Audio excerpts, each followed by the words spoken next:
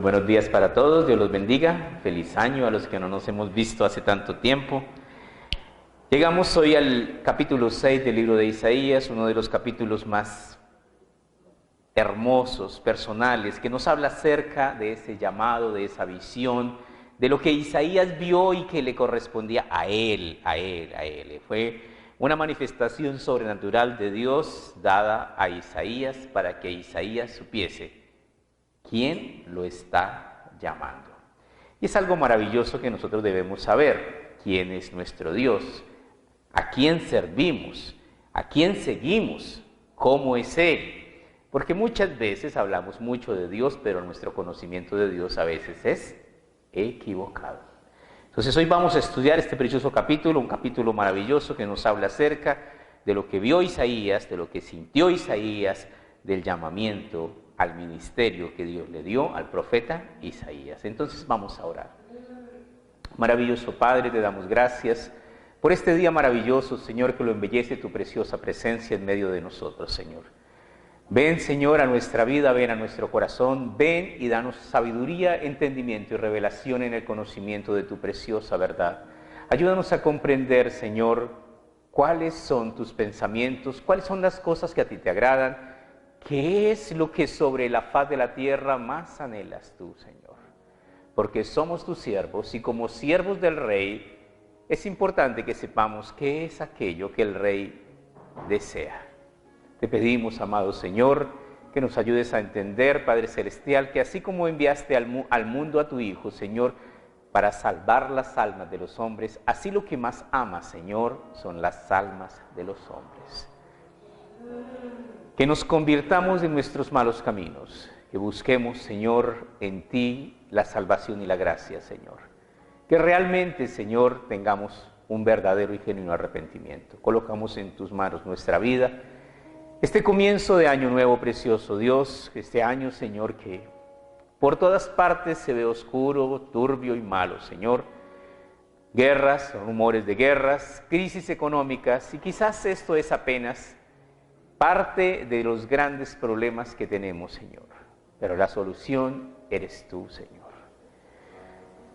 Independientemente de las circunstancias, si tú estás con nosotros, todo mejora, Señor. Todo es posible y habrá lo necesario y aún más, Señor. Pedimos, amado Señor, tu preciosa bendición. Pedimos, Señor, que tú estés con nosotros y que nosotros, Señor, tengamos corazón sabio y prudente para no alejarnos, para no apartarnos, Señor, de tu divina gracia. Gracias te damos, amado Señor, en el nombre de Cristo Jesús, nuestro amado Salvador. Amén. Sean todos bienvenidos, mis amados hermanos. Podemos sentarnos.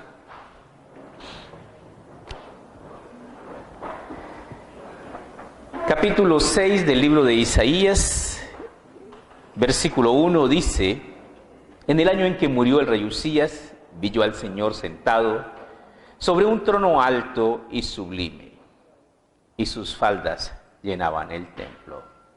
Tenemos muchas cosas en este solo versículo 1 para estudiar. Vamos a ver una que otra nada más porque hay demasiada información. Vamos a ubicarnos un poquito en Segunda de Crónicas, capítulo 26, versículo 1. Segunda de Crónicas 26, 1. En Segunda de Crónicas 26, 1 encontramos la vida del rey Usías. ¿Quién fue el rey Usías? Fue un rey que inició su reinado desde muy joven. Fue un rey que desafortunadamente empezó bien, hizo las cosas bien, pero terminando su reinado, hizo algo que desagradó a Dios. Y vamos a leer esta parte porque es muy importante para nosotros conocer al Dios al que nosotros servimos. El Dios al que nosotros servimos es un Dios que da órdenes, y sus órdenes se deben cumplir. Y si en algún momento nosotros desobedecemos, Dios se desagrada. Y el desagrado de Dios puede costarnos mucho. Dice el capítulo 26, reinado de Usías. Entonces todo el pueblo de Judá tomó a Usías, el cual tenía 16 años, el versículo 1, 16 años de edad, y le pusieron por rey en lugar de Amasías su padre. Usías edificó Elot y la restituyó a Judá. Después que el rey Amasías durmió con sus padres. De 16 años era Usías cuando comenzó a reinar, y 52 reinó en Jerusalén. El nombre de su madre fue Jecolías de Jerusalén. E hizo lo recto ante los ojos de Jehová, conforme a todas las cosas que había hecho su padre, Amasías su padre. Y persistió en buscar a Dios en los días de Zacarías, entendido en visiones de Dios. Y en estos días en que buscó a Jehová, él le prosperó. Este versículo es maravilloso, porque este versículo nos habla de la naturaleza de Dios. Si tú le buscas de todo corazón, si tú le agradas en todos sus caminos, el Señor te bendice. ¿Por qué? Porque Dios, nuestro Dios, es un Dios que remunera, que premia, de galardones, de recompensas. Es un Dios que se agrada en aquellos que le aman de todo corazón. Dice el versículo 6, y salió y peleó contra los filisteos, y rompió el muro de Gad y el muro de Jamnia, el muro de Asdón, y edificó ciudades en Asdón, en tierra de los filisteos. Dios le dio ayuda contra los filisteos y contra los árabes que habitaban en Jurbaal, y contra los amonitas. Fue un hombre muy ayudado.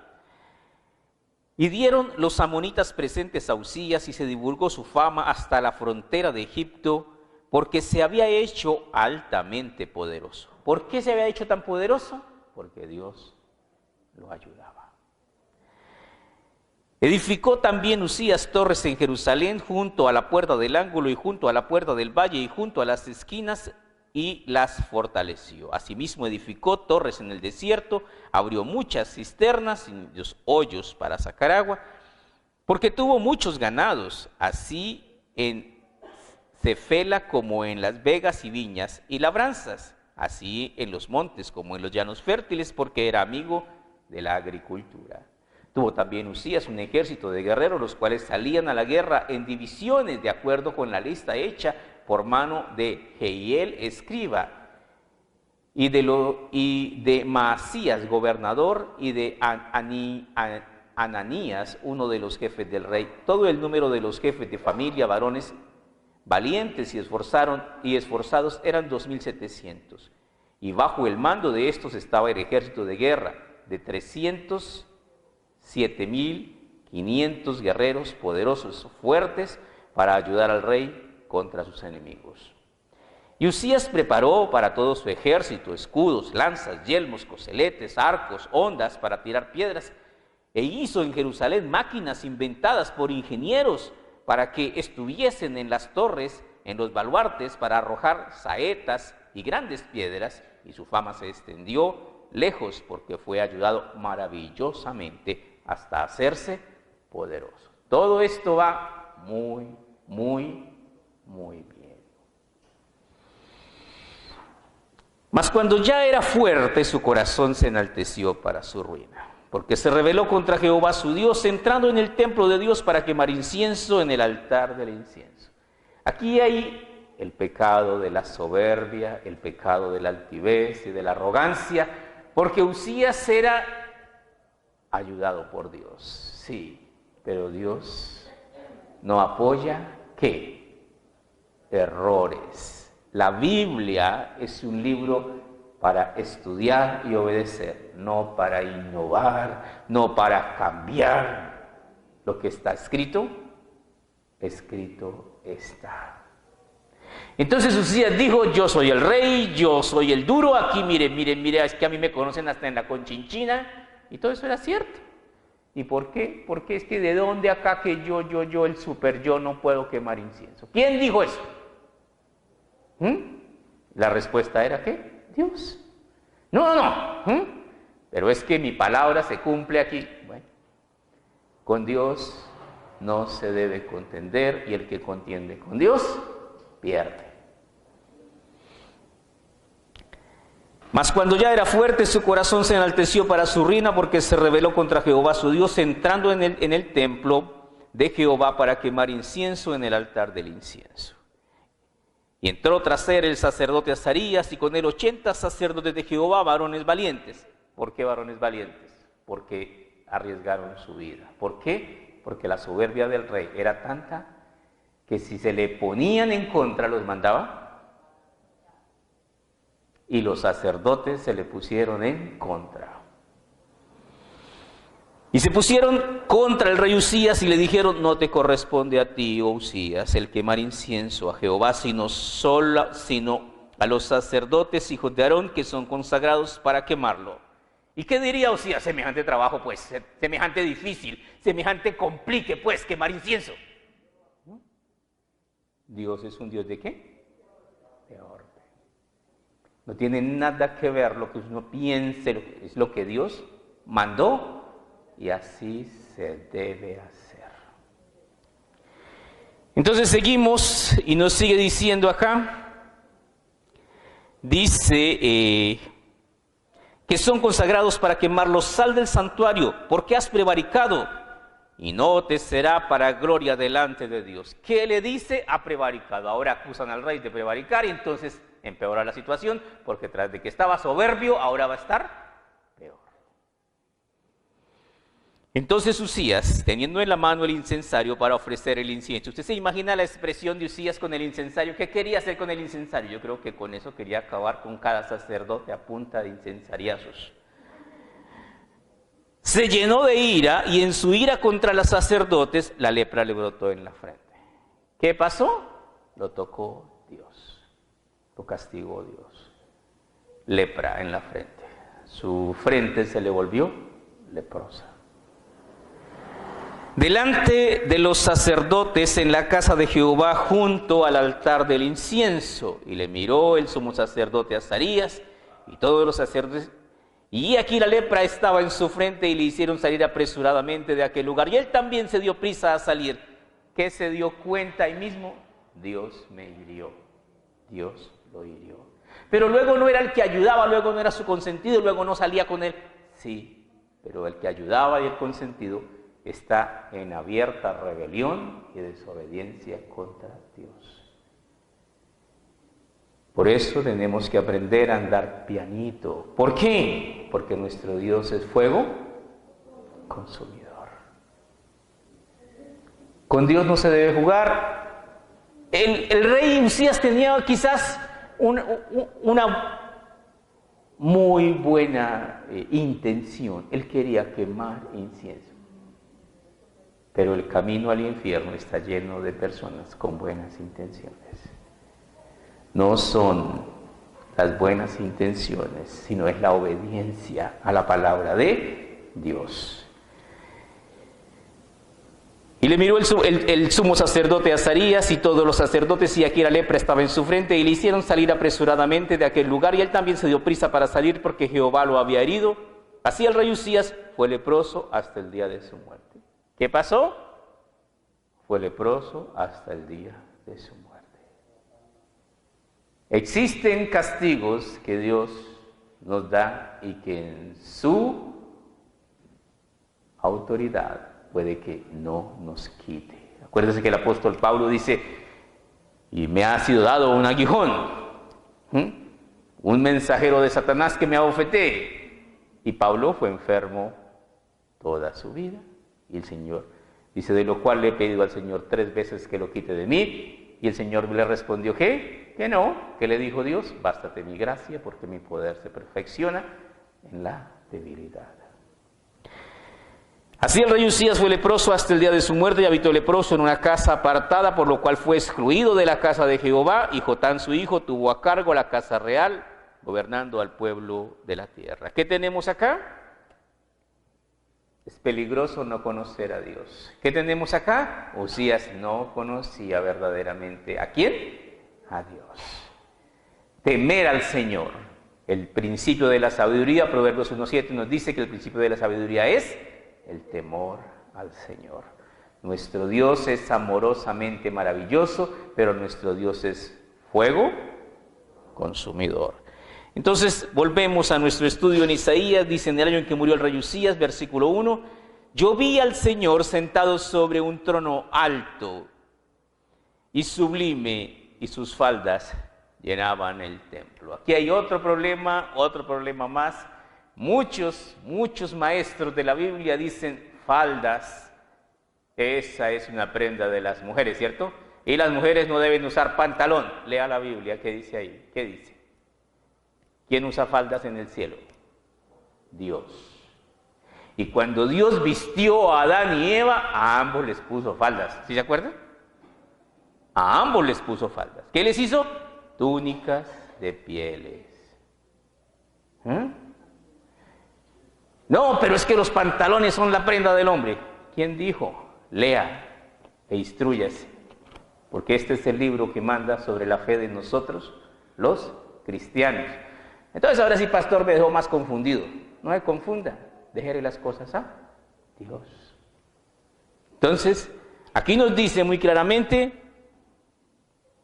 y sus faldas llenaban el templo.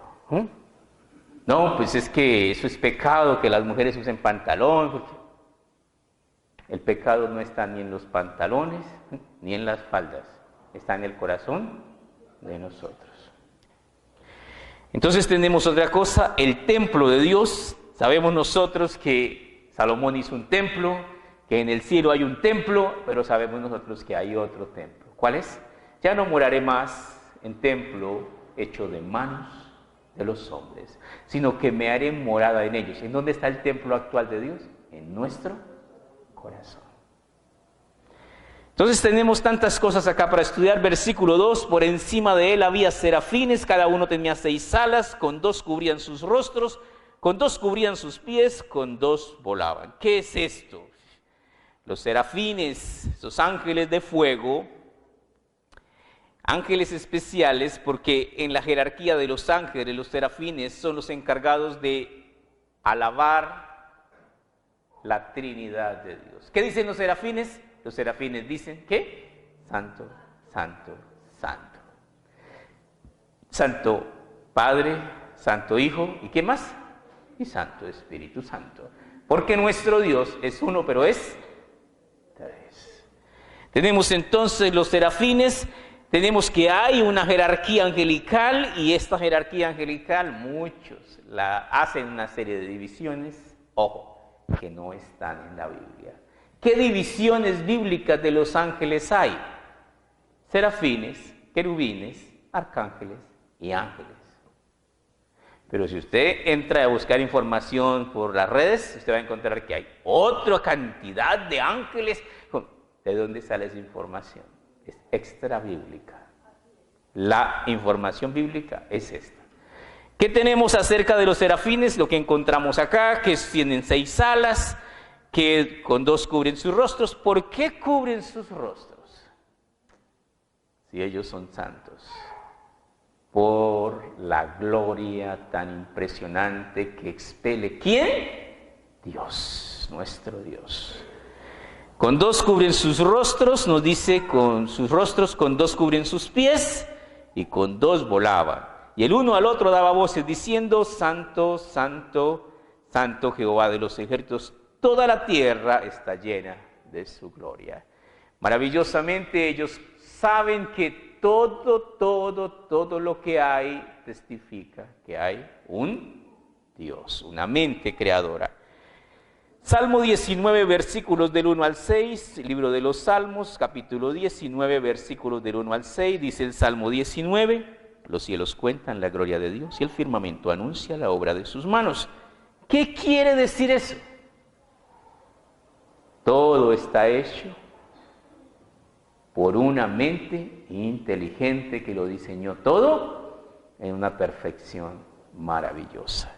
Los cielos cuentan la gloria de Dios y el firmamento anuncia la obra de sus manos. Un día emite palabra, otro día, y una noche a la otra declara sabiduría. Algún día, bueno, antes era más fácil, te has acostado bajo las estrellas a mirar estrellas y de pronto a pensar que cada cosita que brilla en el cielo es más grande que la tierra en la que estás, y que eso tan gigantesco y que cada luz que hay en el cielo, no sabemos mucho de todo lo que hay, de todo lo que Dios ha hecho. Entonces nos dice acá, un día emite palabra, otro día, y una noche a la otra declara sabiduría. No hay lenguaje ni palabras, ni es oída su voz. Por toda la tierra salió su voz y hasta el extremo del mundo sus palabras. ¿Cómo así? Todo lo que hay testifica que hay una mente inteligente que creó tantas maravillas. En ellos puso tabernáculo para el sol y este como esposo que sale de su tálamo se alegra cual gigante para recorrer su camino de un extremo de los cielos de su salida y el curso hasta el término de ellos, y nada hay que se esconda de su calor. Tantas cosas maravillosas que hay en la creación, tanta belleza, tanto esplendor, aún nada más nosotros viendo todo lo que hay en la atmósfera, la maravilla de la vida, es impresionante lo que Dios ha hecho, dando un vivo testimonio de que Dios es real, de que Dios existe. Volvemos a Isaías y seguimos leyendo acá, versículo 4. Los quiciales de las puertas se estremecieron con la voz del que clamaba y la casa se llenó de humo. Entonces aquí tenemos la palabra de Dios como truenos, los quiciales, todo se estremece porque es impresionante que la gloria, la presencia maravillosa, sobrenatural de Dios, y la casa se llena de humo. Entonces dije, ¿quién dice esto? Isaías, ay de mí que soy muerto, porque siendo hombre inmundo de labios y habitando en medio de pueblo que tiene labios inmundos, han visto mis ojos al Rey Jehová de los ejércitos. ¿Qué es esto? El temor. El temor, porque si aún los ángeles, los querubines, los serafines se cubren sus rostros delante de la gloria de Dios. ¿Cómo es la gloria de Dios? Aún Moisés, Dios le dijo, pídeme lo que quieras, Moisés, que lo que me pidas te lo daré. Y le dice Moisés a Dios, quiero ver tu gloria, quiero ver tu rostro. Y entonces Dios le responde a Moisés, no puedes. No hay quien me vea cara a cara y viva. Pero te meteré en una abertura de la peña y verás mis espaldas. ¿Por qué? Porque Dios quiere que nosotros lo veamos. Dios es un Dios infinito, incomprensible, pero conocible. Y nos ha dejado un manual de instrucciones para que aprendamos a conocerle de la manera correcta. Cuando tú le conoces de la manera incorrecta, morirás. Porque solo hay una manera en la cual nosotros podemos ver a Dios y es por medio de la sangre del Cordero de Dios, nuestro Señor Jesucristo. Y voló hacia mí uno de los serafines teniendo en su mano un carbón encendido tomado del altar con las tenazas y tocando con él sobre mi boca, dijo, he aquí esto toca tus labios y es quitada tu culpa y limpiado tu pecado. Aquí tenemos nosotros la misericordia de Dios. La misericordia de Dios que quiere, número uno, ay de mí que soy muerto, dice Isaías, porque soy inmundo de labio, que no quiere que nosotros confesemos ¿qué? Nuestros pecados. Cuando nosotros confesamos nuestros pecados, ¿qué dice? Él es fiel y justo para perdonar nuestros pecados y limpiarnos de toda maldad. No fue que cuando él vio y salió el querubín y le quemó los labios. No, cuando él confesó que era ¿qué? Un hombre pecador. Entonces sale el querubín y le dice, he aquí esto toca tus labios y es quitada tu culpa y limpiado tu pecado. Y entonces llegamos nosotros acá, ¿qué es lo que nos limpia a nosotros? La sangre del Cordero de Dios que quita el pecado del mundo. Dice el versículo 8, después de esto, oí la voz del Señor que decía, ¿a quién enviaré? ¿Y quién irá por nosotros? Entonces respondí yo, heme aquí, envíame a mí. Esto es algo maravilloso. ¿Quién estaba viendo la visión? No era que había 10, ni 15, ni 12, ni 2 personas viendo la visión. ¿Quién estaba viendo la visión? Solo Isaías. Y el Señor se pregunta con solo Isaías al frente, ¿a quién enviaré? ¿Y quién irá por nosotros? Que Isaías de pronto diría, oiga, estoy solo, sí. No había para dónde sacarle el cuerpo a la situación. Este llamado de Dios es un llamado maravilloso que el Señor dice después, oí la voz del Señor que decía, ¿a quién enviaré? ¿Quién irá por nosotros? Dios anhela las almas de los hombres. ¿Por qué? En el libro del Génesis, cuando dice, y creó Dios al hombre, usa la palabra poema. Significa que cuando Dios creó al hombre, lo creó con su inspiración más romántica, más dulce. El hombre salió ¿de qué? De todo el cúmulo de emociones, sentimientos. ¿De quién? Del corazón de Dios. Y entonces, por eso lo ama tan desmedidamente. Por eso somos la corona de su creación. Por eso valemos tanto. Diría alguien por ahí, o sea que nos quiere más que hijo bobo. Sí, nos quiere más que hijos bobos.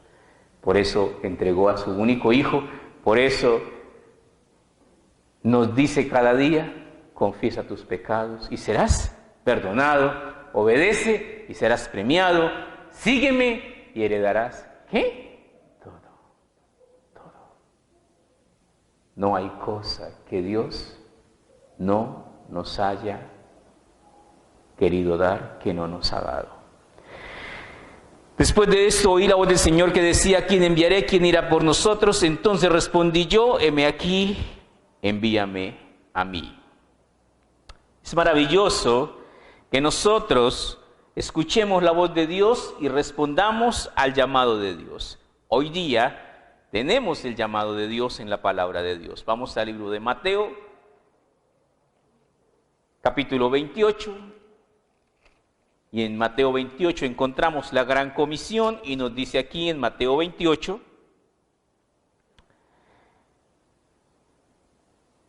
versículo 18, Jesús se acercó y les habló diciendo, toda potestad me da en el cielo y en la tierra, por tanto id y haced discípulos a todas las naciones, bautizándolos en el nombre del Padre, del Hijo y del Espíritu Santo. Es sabio aclarar que la palabra bautismo quiere decir sumergir. Enseñándoles que guarden todas las cosas que os he mandado, he aquí yo estoy con vosotros todos los días, hasta el fin del mundo. Amén. El deseo de Dios es que nosotros conozcamos su gracia. Libro de Santiago, capítulo 5, versículo 20. Santiago 5:20. Santiago 5:20 dice esto, porque muchas veces no sabemos o no conocemos el corazón de Dios. El corazón de Dios palpita por cada mundano que se está perdiendo, llorando en amor por ellos. El corazón de Dios palpita, salven a uno más, que se convierta uno más. Mira lo que dice acá en Santiago 5:20. Sepa que el que haga volver al pecador del error, de su camino, salvará de muerte un alma y cubrirá multitud de pecados. ¿Qué quiere decir esto? Muchas personas andan buscando el llamado para dirigir multitudes. El llamado de Dios es para todos. ¿Cuál es? Venid a mí y os haré pescadores de almas, pescadores de hombres. Dios quiere que nosotros aprendamos a llevar el evangelio a otras personas. Y es tan especial que si tú le compartes el evangelio a otra persona y esa persona conoce de Dios, se convierte al Señor, tú tendrás un premio especial de parte de Dios y el Señor te lo pagará. No hay nada que le guste más a Dios que un alma salva. ¿Por qué? Porque ama las almas de los hombres, porque somos el producto de su creación. Volvemos a Isaías en el versículo 9 y dijo, anda, di a este pueblo, oíd bien y no entendáis. Ved por cierto, mas no comprendáis. Este versículo 9 es un versículo terriblemente triste. Este versículo expresa la decepción de Dios. El mensaje de Dios es claro, preciso y conciso. Pero en algún momento Dios dejó el mensaje claro y empezó a hablar con parábolas. ¿Por qué? Porque la gente estaba interesada en otras cosas y no en las cosas de Dios. Y la gente que buscaba a Dios para llenar su barriga, no para pedir perdón, no para cambiar su estilo de vida, no para convertirse verdaderamente a Dios. Y entonces, vamos a leerlo porque es maravilloso como está expresado en la palabra de Dios. Evangelio según San Marcos, capítulo 4, versículo 1. Marcos 4:1.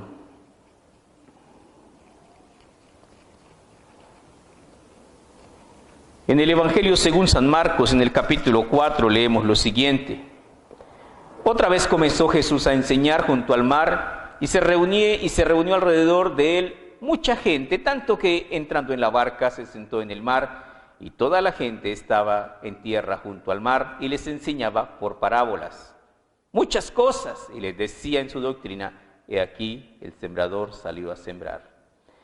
Y al sembrar aconteció que parte cayó junto al camino y vinieron las aves del cielo y la comieron. Sabemos nosotros que la semilla que cae junto al camino son aquellos de corazón duro que no permiten que la palabra de Dios transforme sus vidas. Y las aves son los mensajeros de Satanás que se llevan la semilla.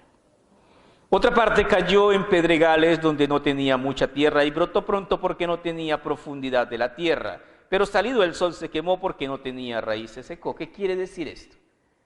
Los afanes, los negocios, los torcidos, la vida mundana y comprometida, la vida pecaminosa que lleva a ahogar el mensaje limpio y sano de la palabra de Dios. Otra parte cayó entre espinos y los espinos crecieron y la ahogaron y no dio fruto. Los espinos y cardos te producirá. Parte de la maldición de Dios sobre la tierra, los espinos. Las dificultades, también muchas cosas, los afanes de la vida, la vanagloria, la vanidad.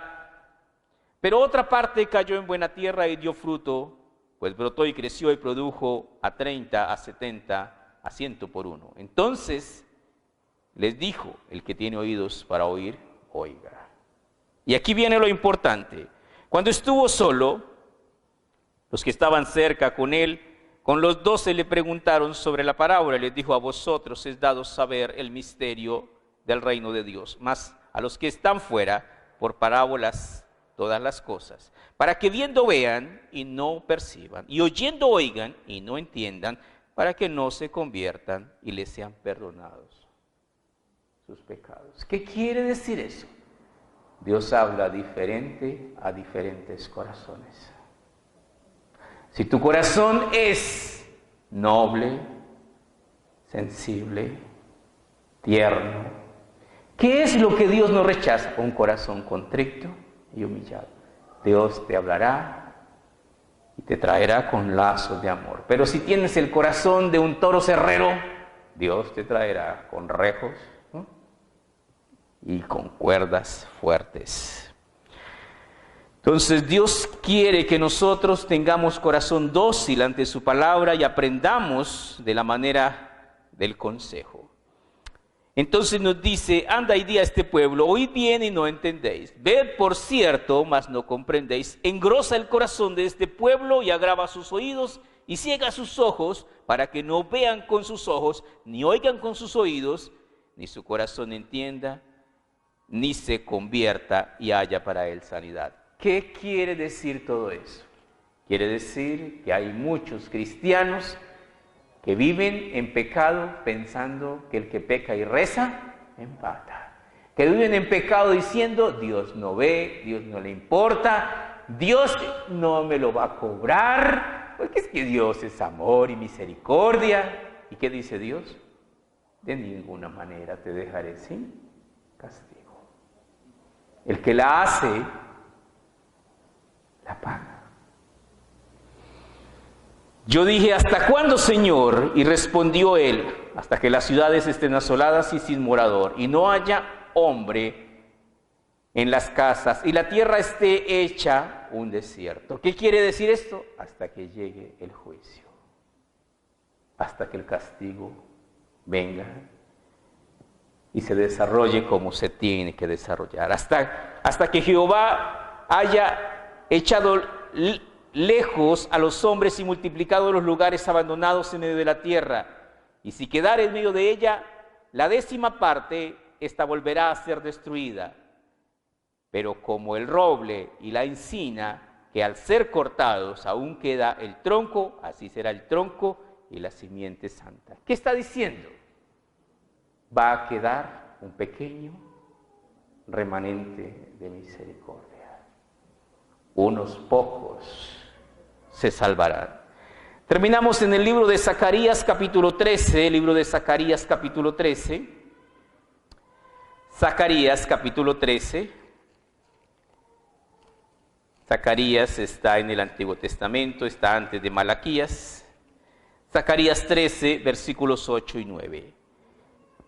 En Zacarías 13, versículos 8 y 9 nos habla de ese remanente que dejará Dios del pueblo judío para salvación. Y acontecerá en toda la tierra prometida, dice Jehová de los ejércitos. Acontecerá en toda la tierra, dice Jehová, que 2/3 partes serán cortadas en ella y se perderán, mas la 1/3 parte quedará en ella. Divide el pueblo de Dios en 3 partes. De esas 3 partes, 2 morirán y se perderán. Mas la 1/3 parte quedará en ella, y meteré en el fuego la 1/3 parte. ¿Qué significa eso? Meter en el fuego significa el horno de la tribulación y de la gran tribulación. 1/3 parte del pueblo judío pasará por la gran tribulación. ¿Y por qué pasará por la gran tribulación? Porque tienen un corazón endurecido, entonces necesitan la olla express y van a ablandar. Al final ablandarán. Pero tienen el corazón tan endurecido que uno dice 40 minutos en la olla express y queda blandito. No, necesitan 7 años. Tienen el corazón durito. 7 añitos en la olla express y van a terminar blanditos, pero sí terminarán blanditos. Y meteré en el fuego la 1/3 parte y los fundiré como se funde la plata y los probaré como se prueba el oro. Él invocará mi nombre y yo lo oiré y diré, pueblo mío, y él dirá, Jehová es mi Dios. ¿Qué quiere decir eso? Serán limpiados, serán purificados de tal manera que el pueblo judío amará y será fiel al Señor, completamente fieles. Para ellos solo existirá un Dios y Jehová será su nombre. Y Jesucristo será aceptado por el pueblo judío. Hoy más que nunca el pueblo judío tiene hambre y tiene sed de su 3er templo. Quieren de muchas maneras levantar el 3er templo. ¿Y qué implica eso? Eso implica que los judíos están esperando su Mesías y vendrá el falso Mesías. Que los judíos levantarán el templo y el falso Mesías se sentará en el templo. Y eso implica que el rapto de la iglesia cada día está más cerca. Que no nos pase lo que dice acá, de oído oirán, pero no entenderán. Seamos sabios y aprendamos a vivir cada día sabiendo esto, la venida del Señor está muy cerca. Vamos a orar. Maravilloso Padre, te damos gracias por tu preciosa palabra, por este llamado que le haces a Isaías y que también nos haces a nosotros, Señor. Ir por todo el mundo y predicar el Evangelio a toda criatura. El que creyere y fuere bautizado será salvo, mas el que no creyere será condenado. Te pedimos, amado Señor, que prepares nuestra vida y nuestro corazón para ese encuentro maravilloso, para esa exquisitez, Señor, del cumplimiento de tu promesa. Voy y vuelvo pronto, para que donde yo estoy vosotros estéis conmigo, Señor. Un día recogerás a tu iglesia de la tierra y la llevarás a la casa de nuestro Padre. Pedimos, Señor, que tu divina gracia nos guarde, que tú nos preserves para ti, para la obediencia, para la honra de nuestro Dios. Ahora que nos preparamos, oh Señor, para tomar la Santa Cena, prepara nuestro corazón, Señor, para ser probados y ser agradables ante ti, Señor. Bendícenos en el nombre de Cristo Jesús. Amén. Cantamos un cántico. Mientras cantamos un cántico, nuestros hermanos sugieres nos pueden ministrar la Santa Cena. Como ministerio Capilla La Roca, no impedimos a nadie tomar la Santa Cena. Eso es responsabilidad de usted y Dios. Si la quiere tomar, bien. Si no la quiere tomar, allá usted. Cada uno responde individualmente ante nuestro Señor. Cantemos un cántico.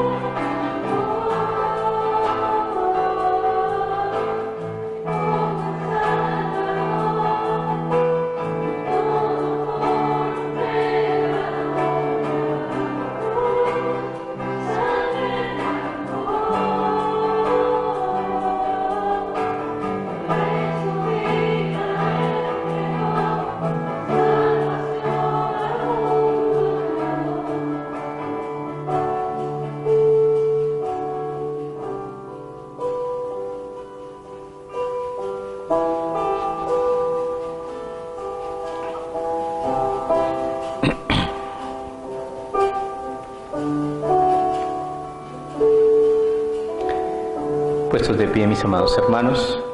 Primera de Corintios, en el capítulo 11, el apóstol Pablo nos da las instrucciones acerca de la Santa Cena y nos dice: porque yo recibí del Señor lo que también os he enseñado, que el Señor Jesús, la noche en que fue entregado, tomó pan, y habiendo dado gracias, lo partió y dijo: tomad, comed, esto es mi cuerpo que por vosotros es partido, haced esto en memoria de mí. ¿Por qué tomamos la Santa Cena? Porque es una orden de Dios. Asimismo tomó también la copa después de haber cenado, diciendo: esta copa es el nuevo pacto en mi sangre. Haced esto todas las veces que la bebiereis en memoria de mí. ¿Por qué hizo Dios de la Santa Cena un pacto tan sencillo, tan fácil? Para que nadie tenga excusa cuando Él llame a juicio. Así pues, todas las veces que comieres este pan y bebieres esta copa, la muerte del Señor anunciáis hasta que Él venga. De manera que cualquiera que comiere de este pan o bebiere de esta copa del Señor indignamente, será culpado del cuerpo y de la sangre del Señor. ¿Qué significa tomar las cosas indignamente? El pueblo de Dios se había convertido en un pueblo que conocía la misericordia y abusaba de esa gracia de Dios. Ellos sabían que Dios, si ellos pedían perdón, Dios los perdonaba.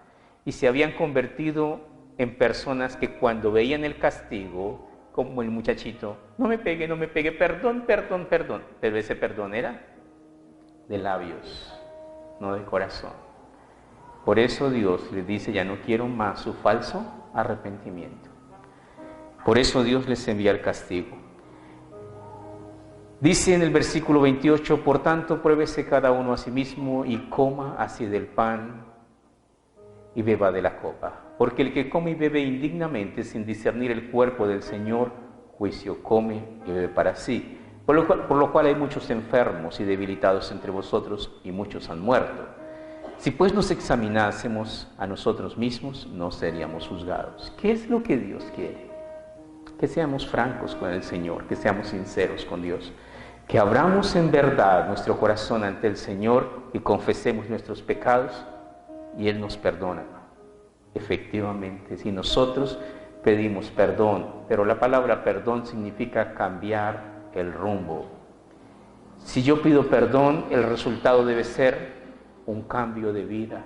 Pero si pido perdón para seguir pecando, solo estoy tentando a Dios. Dios quiere que nosotros realmente pidamos perdón. Oremos, hermanos. Maravilloso Padre, te damos gracias por tu gran piedad, por tu inmensa misericordia.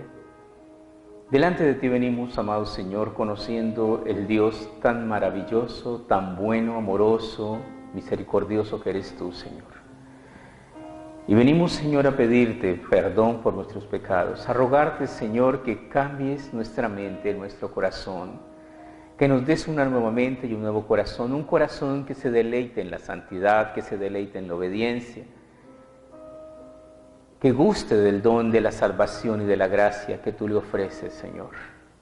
Pedimos, amado Dios, Que tú bendigas este pan que representa tu cuerpo, que tú bendigas esta copa que representa tu sangre, tu cuerpo y tu sangre, que simbolizan tu divina presencia, Señor, en nosotros. Cambia nuestra naturaleza y danos una naturaleza como la tuya, Señor, que ame verdaderamente la obediencia, que ame la rectitud, Señor.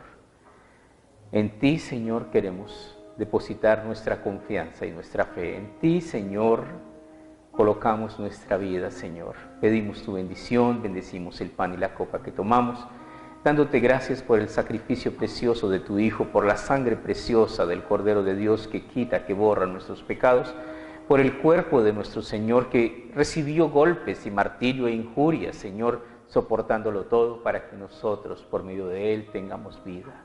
Gracias te damos, amado Padre, en el nombre de Cristo Jesús. Tomemos, hermanos, el pan y la copa.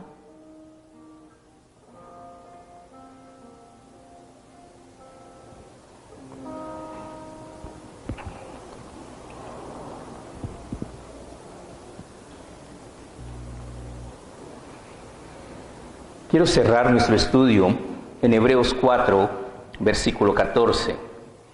En el libro de Hebreos nos escribe el autor de Hebreos, el Espíritu Santo.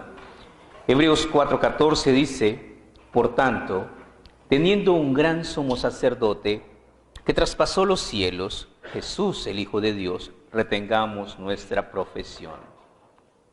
Porque no tenemos un sumo sacerdote que no pueda compadecerse de nuestras debilidades, sino uno que fue tentado en todo, según nuestra semejanza, pero sin pecado. Acerquémonos pues confiadamente al trono de la gracia para alcanzar misericordia y hallar gracia para el oportuno socorro. ¿Qué quiere decir eso? Antiguamente ellos no podían ver a Dios. Hoy día nosotros, por medio de Cristo, el velo del templo se rasgó. Nosotros podemos entrar libremente al trono de la gracia de Dios y postrarnos ante el trono ¿de quién? De nuestro Dios. Alabar al Cordero, alabar a nuestro Dios por medio de lo que Él ha hecho por nosotros. Maravilloso Padre, te damos gracias por todas tus bondades y misericordias, por todo lo que tú nos has prometido y ofrecido, y todo lo que tú haces continuamente en nuestra vida. Tú nos dices, porque yo sé los pensamientos que tengo acerca de vosotros, pensamientos de bien y no de mal, para daros el fin que esperáis. Gracias te damos, precioso Dios. Oramos pidiéndote, Padre Celestial, que nos ayudes, porque tú no tienes que esforzarse para ser fiel, porque es tu naturaleza, que nos ayudes a nosotros a ser fieles, que nos ayudes a conocerte, Señor, que nos ayudes a entender el temor de Dios. Permite, Padre Celestial, que cada día, amándote, te temamos y te sirvamos reverentemente, conociendo que tu palabra es de obligatorio cumplimiento para tus hijos, Señor. Bendícenos, guárdanos del mal, te lo rogamos en el nombre de Cristo Jesús, nuestro amado Salvador. Amén.